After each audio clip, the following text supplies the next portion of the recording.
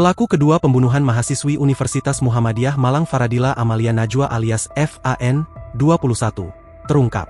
Pelaku kedua ini ditangkap jajaran Polda Jatim pada Jumat, 19 Desember 2025, atau 4 hari setelah kasus terungkap. Informasi yang dihimpun wartawan surya.co.id, pelaku kedua ini warga sipil, bukan anggota polisi seperti pelaku pertama, Bribka AS. Hanya saja identitas dan hubungan pelaku kedua dengan korban Faradila serta pelaku pertama Bribka AS, hingga kini belum terungkap. Kasubdit 3 Jatanras di Treskrimum Polda Jatim, AKBP Arbaridi Jumhur, bahwa pelaku kedua ini berhasil ditangkap di sebuah tempat persembunyian kawasan Kabupaten Probolinggo. Personelnya berhasil menangkap pelaku tersebut setelah diburu selama 4 hari pasca kejadian, pada Jumat, 19 Desember 2025, dini hari.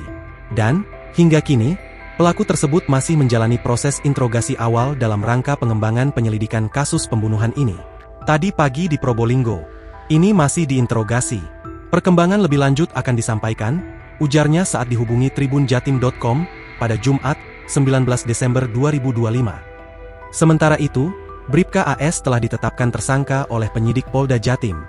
Kabid Humas Polda Jatim Kombes Pol Jules Abraham Abbas mengatakan, penetapan status hukum tersebut juga didasarkan sejumlah alat bukti yang ditemukan penyidik seperti kendaraan Bribda AS dan 2 ponsel milik korban, termasuk 6 orang saksi, dan juga telah menemukan 2 buah HP milik korban.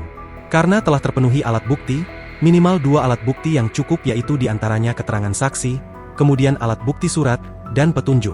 Maka terhadap terduga pelaku AS telah ditingkatkan dan ditetapkan sebagai tersangka, ujarnya saat di Mapolda Jatim, pada Kamis, 18 Desember 2025. Namun, saat ditanyai mengenai konstruksi hukum atas pidana yang dikenakan terhadap Bribka AS, Jules belum dapat menjelaskannya. Kan masih berproses, kata mantan Kabid Humas Polda Jabar itu. Download Tribun X sekarang, menghadirkan lokal menjadi Indonesia.